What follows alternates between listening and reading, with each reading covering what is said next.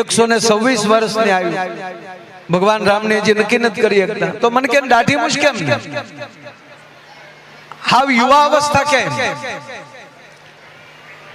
એટલે મેં મારી બુદ્ધિ પ્રમાણે જવાબ આપ્યો. મેં કીધું જેમ આપણી ઊંચાઈ 20 વર્ષ અટકી જાય, જેટલું લાંબુ થવું હોય એટલું 19 વર્ષ સુધી થવાય. 20 ઝેર આવી જાય. 20 એટલે ઝેર.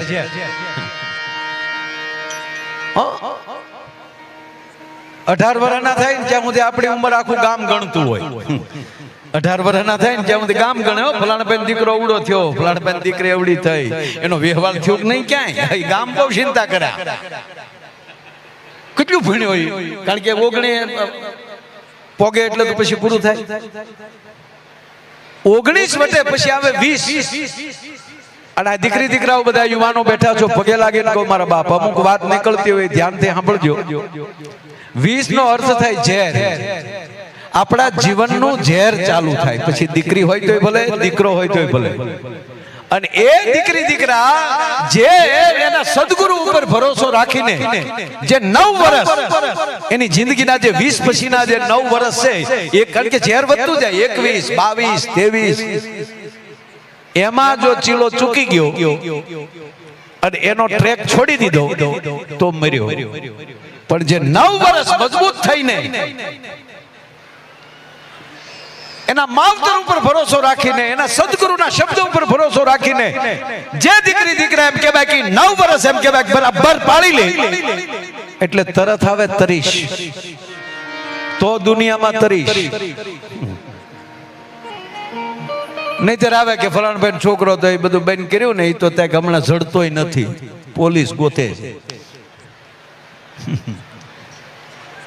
પણ નહીં, જે મજબૂતાઈ થી જે પોતાના 9 વર્ષ કાઢ નાખે અને એ બરાબર જીવે તો તરીશ. પણ એક પછી તરતો થા તો એકલો ન તરતો, મિત્રોને સાથે લેજે. 31, 32, 33 કોકને હારે લેજે, તારજે. અને બીજાને તારતા શીખી જાય ને એટલે એ 40 તો તું જગતમાં 40. અને જગતમાં ચાલતો થાય ને એટલે 41, 42 જ્યાં જાય ને તારા નામની તાળીઓ પડશે. પણ એ તાળીનું ધ્યાન રાખજે, સદગુરુને સાથે રાખજે. નહીતર તરત પાછું વનવાસ આવે છે. 51, 52 આ 100 સુધી છે, પણ આપણે બહુ નથી જવું આગળ. હા, આવું બધું 100 સુધી પોગી જવાય. આપણા એકડા ને આપણા કક્કાની કઈ જેવી તેવી વસ્તુ નથી. બાપુ આ વખતે મારે મૌન હોય, આમ તો દર વર્ષે મૌન હોય, એટલે ખૂબ સારા બધા મિત્રો આવે. એટલે ગોયલ સાહેબ આ વખતે કેવું કર્યું ખબર? બહુ જે મોટું, કારણ કે મારે મૌન બેહવાનું હોય એટલે અમુક એવી વાતો શરૂ કરે ને પછી એને હું નોટબુકમાં લખીને આપું કે કક્કા લખો. બાપુ લગભગ કક્કા ન થાય, કારણ કે બહુ મોટા થઈ જાય પછી કક્કા ભૂલાઈ જાય. પરિસ્થિતિ આ છે મારા બાપ. એટલી ઊંચાઈ. મને હમણાં એક ભાઈ પૂછ્યું ને મને કે મારા ભાઈ લગન એટલે શું? મેં કહ્યું લગન એટલે પતંગ. લગન એટલે પતંગ. અમુક પતંગને તમે દોરી બાંધો તો ઉપર ન જાય. જેમ દોરી આમ ઝટકો મારો તો નાન્યા નાન્યા આમ કાવા માર્યા કરે. હવે ઈ પતંગને ચગાવી હોય તો શું કરવું પડે? વાહે પૂંછ બાંધી ગયો પછી ઉપડે, ઈ લગન. ઘણી પતંગો નાન્યા નાન્યા શેરીઓમાં કાવા મારતી હોય. કોકે ખોટો ખોટો દાંત કાઢે તો એ શેરીમાં 10 વાર હોંડાજી આવે. ગાંડી છે તારી માં, મરી જાય. આમાં હું કામ લેવા દેવા વગરના પેટ્રોલના ભાવ વધારે છે. હવે એવી પતંગને પૂંછ બાંધી ગયો પછી ઉપડે. પણ અમુક પતંગ ઉપર જાય ને સાહેબ તો એ લખણ ન ભૂલે. ઉપર ગયા પછી આમ ઢબે તો ખરી. જેઠાલાલ ઘોડે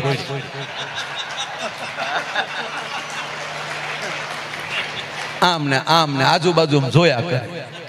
હવે ઈ ઢબતી હોય ઈ પતંગને શું કરવું પડે? એને કાની બાંધી ગયો લટકણિયા એટલે હજળ થઈ જાય. ઈ છોકરા એક છોકરો આ બાજુથી બાપા, એક છોકરો આ બાજુથી, અને માળી પછી પતંગ એવી હલવાય. પણ બાપુ મહત્વનો મુદ્દો હવે છે દોરી. શું છે દોરી છે એ વ્યવહાર છે માણસનો. જેની દોરી ઉપર, જેના વ્યવહાર ઉપર, જેના દોર ઉપર સદગુરુની કૃપાનો કાચ પવાઈ ગયો હોય, એ પતંગને કોઈના બાપની તાકાત નથી કે એની પતંગ પછી કોઈ કાપી શકે છે. એની પર કૃપાનો કાચ, એના વ્યવહારને કોઈ તોડી ન શકે. પણ અમુક દોરી સારી હોય, બધું હોય, પણ પાછું ઢીલ દેવામાં ધ્યાન રાખવું. હોય એટલો દોર ન મૂકી દેવો, નકર ઘણા ફિરકીને ગાંઠું મારતા ભૂલી ગયા. હર પડખે પકડવા વાળો હોય ને, એ કોણ છે એ ખાસ ધ્યાન રાખવું. બાજુમાં તમારી જે ફિરકી પકડીને ઉભો હોય એનું બહુ ધ્યાન રાખવું. એને ગાંઠ તો મારી કે નહીં. અને અથવા તો શું કહેવાય, ઢીલ દઈ દે પછી પાછું હકેલ્યું ન હકેલે ને ઘૂસ્યું કરાવે સમાજમાં. પણ દોર પાકો હોય, ફિરકી પકડવા વાળો સારો હોય, ત્યારે એટલો બધો તો દોર ન દઈ દેવાનો કે પતંગ બહુ ઊંચી વહી જાય. અને જે પતંગ સાહેબ બહુ ઊંચી વહી જાય પછી નાની બહુ દેખાય. અને સમાજમાં મારા વાલા એટલું ઊંચું ન વયું જવું કે દુનિયા આપણને નાના સમજવા મળે. ભલા માના, આ જીવનની બધું ઘડતર છે સાહેબ. તમે કલ્પના તો કરો, આ છેલ્લા બાપુ 25-30 વર્ષમાં આ કેવા ઉત્સવો થાય. આપણા વડીલોને પૂછો, આપણે આપણા માતાજીએ કાળી ચૌદશ ને દિવાળી દી જાતા. એને બદલે આજે યુવાનોમાં અને આવા મહાન શાસ્ત્રો, આવા સંતોથી આજે ઘણો બહુ ફેર પડ્યો. કેવી કેવી કથાઓ બધે થાય, કેવા આવા ઉત્સવો, કેટલા ગણપતિ ઉત્સવ થાય. 25 વર્ષ પહેલા આપણે પાલનપુરમાં અહીંયા કેટલા ગણપતિ થતા. આજે તમે જુઓ તો નાના મોટા કેટલા આયોજન થાય. ગામો ગામ અત્યારે ગણપતિ બાપા મોરિયા એ કાર્ય આખા દેશમાં. પણ મારે એક પગે લાગીને કેવું છે કે એ ગણપતિ કાયમ પછી હૃદયમાં રાખજો. ઉત્સવ પૂરો થયો અને એક મને તમારું એક આયોજન મને હર્ષભાઈ બહુ સારું ગમ્યું કે તમે આ મૂર્તિને પધરાવતા નથી. એકવાર આ મંડળ માટે એ માટે તાળી થઈ જાય સાહેબ. નિમિત્ત પૂરતી એક નાની મૂર્તિ રાખે, એને પધરાવે છે. આ મૂર્તિને પાછી 1 વર્ષ પૂજા કરી અને પાછા હણગારીને આ વર્ષે પણ મૂકે છે. એ બહુ સારી વાત છે. નહીતર જેટલો સ્થાપના કરવાનો ઉત્સવ હોય એટલો જ ઉત્સવ પાછો પધરાવાનો હોય. ના, મૂર્તિઓ હારી હોય ને હાચવો.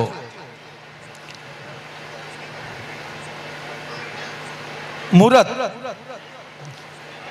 બાબુ મૂર્તિ બનાવવા વાળો હતો ને, એ તો સતત ભગવાનની મૂર્તિઓ બનાવે. તે એકવાર એને ભગવાન અરે ભેટો થઈ ગયો. કારણ કે રોજ ભગવાન મૂર્તિ જ બનાવવાની, એની જ કલ્પના કરવાની કે આવા ભગવાન લાગે. એની પાસે કાંઈ ભગવાનનો ફોટો તો ન હોય. એ કેવડો જે આ કલાકાર જે કારીગર હોય એ કેવો મહાન હોય સાહેબ. કલ્પના તો કરો કે એ કેવું એમ આમ કે આવો ભગવાન દેખાય તો સારું, આવો ભગવાન દેખાય. તે સતત ભગવાનમય. એમાં એકવાર ભગવાનને બે ભેગા થઈ ગયા, ભગવાન પ્રગટ્યા.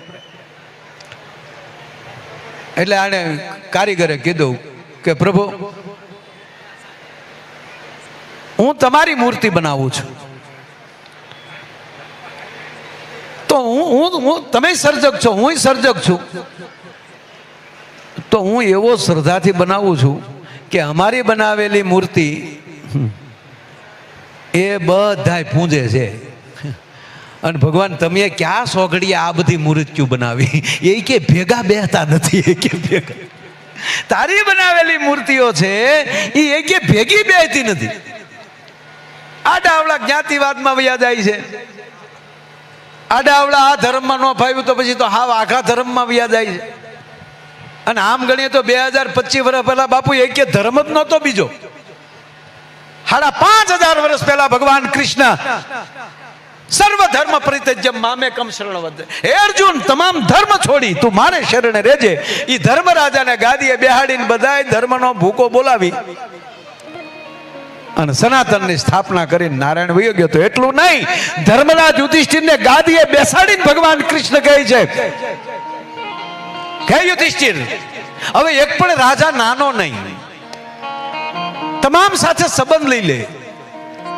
જ્ઞાતિ તોડી નાખી. હેડંબા સાથે ભીમને પરણાવ્યો, કોઈ જ્ઞાતિ જ નહીં બીજી. નાગલોકમાં અર્જુનને પરણાવે, કોઈ જ્ઞાતિ નહીં. સાહેબ આપણે 5,500 વર્ષ પહેલા ભગવાને આ કર્યું છે. હવે ફરીવાર આવા મહાપુરુષોની હાજરી છે અને કહું છું બાપ, હવે જ્ઞાતિ જાતિના વાડા મૂકો, હવે ગુજરાતી બનો. ભગવાનને થાવું જોવે મારી બનાવેલી મૂર્તિઓ હવે બરાબર ખીલી છે. મને કારક ગયા હવે બાપુ આ પ્રાયશ્ચિત થાય છે ને એને આપણે માન નાખ્યા. ભૂકા જ નીકળી જવા જોઈએ. આપણે જાય તો આપણે એમ થાય ગંગાએ કેટલું માણા આવે, પણ આવે શું કામ? હું તો ગંગાએ બેઠા બેઠા એમ કહું હાલે તમે આવ્યા. અમારે તો બાપુ પરબારા પૈસે જ જવાનું. આ વખતે હું હરિદ્વાર ગયો ને ગંગામાં ડૂબકી મારી તો ગંગાજી બોલ્યા કે આ વખતે કોને ટિકિટ લઈ દીધી?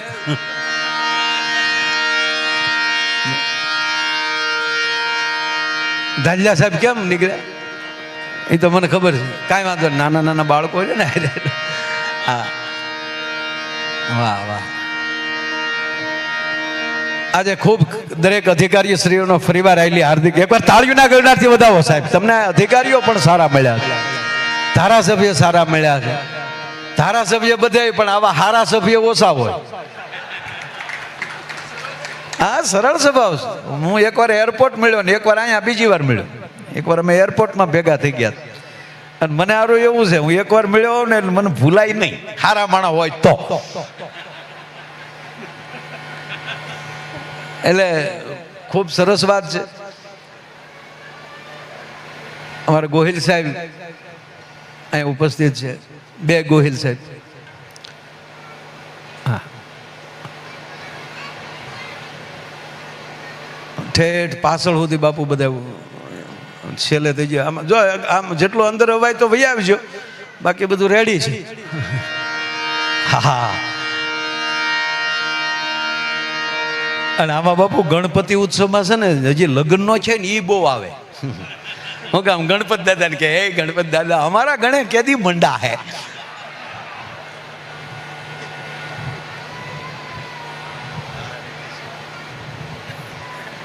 અને હજી બાપુ ઘણાને એ નથી ખબર હો કે આ ભગવાન પાસે હું માગું એમ. ઘણા ગણપત દાદા પાસે આવીને કે હે ગણપત દાદા રીધી સીધી આપજો. અરે એના ઘરના છે ડોહા, એને કયો રીધી સીધી કૃપા કરજો. હવે એ હાટું તો પ્રદક્ષિણા ફરવી પડી હતી. અને બાપુ મહાદેવ મહાદેવ છે, એક જ એવા દેવ છે કે આખું પૂરેપૂરો પરિવાર પૂજાય. બોલો લ્યો,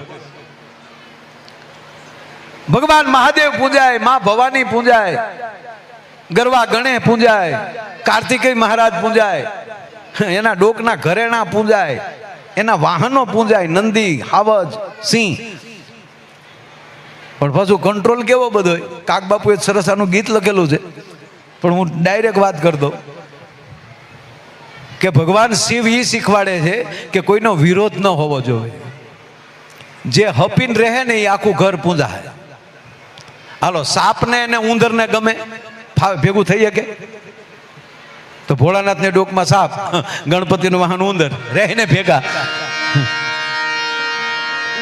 સિંહ અને નંદી ભેગા રહી શકે? નંદી અને હાવજ ભેગા ન રહી શકે. પણ માનું વાહન સિંહ છે, હાવજ છે. ભગવાન શિવનું વાહન નંદી છે ને ભેગા. તો આ બધા જો ભેગા રહેતા, તમે આવા વિચારવાળી વ્યક્તિ જો ભગવાન મહાદેવ કે ભેગી થઈ જાય ને તો એનો આખું ઘર પૂજાય. ભલા માણા આ તો હવારમાં ભેગા હોય ને હાજે રિહાઈને બેઠા હોય. નવી નવી વહુ પરણીને આવી એટલે એની સાસુએ કીધું વહુ 4-5 દી થયા પછી બેસાડ્યા, વહુ બેસો આયા, પરણીને આવ્યા છો પણ તમને ચોખવટ કરી દઉં. ઘરની ગૃહમંત્રી હું છું, અમે બધાએ ખાતા વેચી લીધેલા છે. ગૃહમંત્રી હું છું,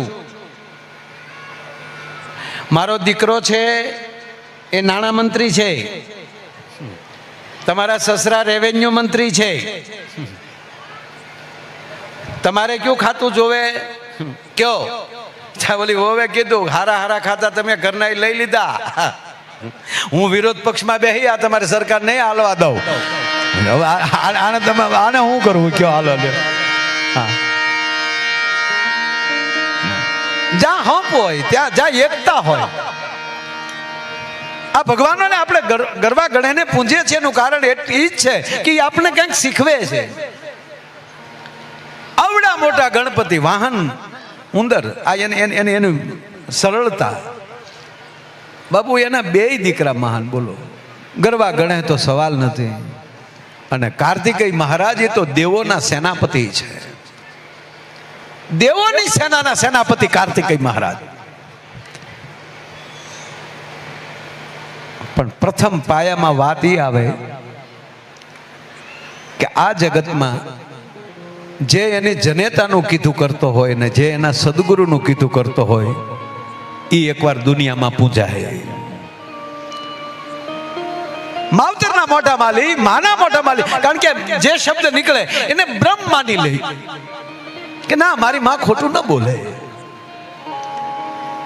કારણ કે આપણા કોઈ ગુરુ હોય તો બે જ ગુરુ. પહેલા પ્રથમ ગુરુ ઈ માં છે અને પછી આપણો સદગુરુ છે.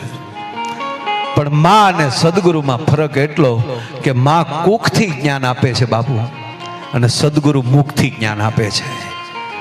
અને જેની માવુએ કુખથી જ્ઞાન આપ્યા હોય ને એનું સંતાન સદગુરુના મુખની વાણી સાંભળી શકે. સાહેબ, બીજાનું કામ નથી.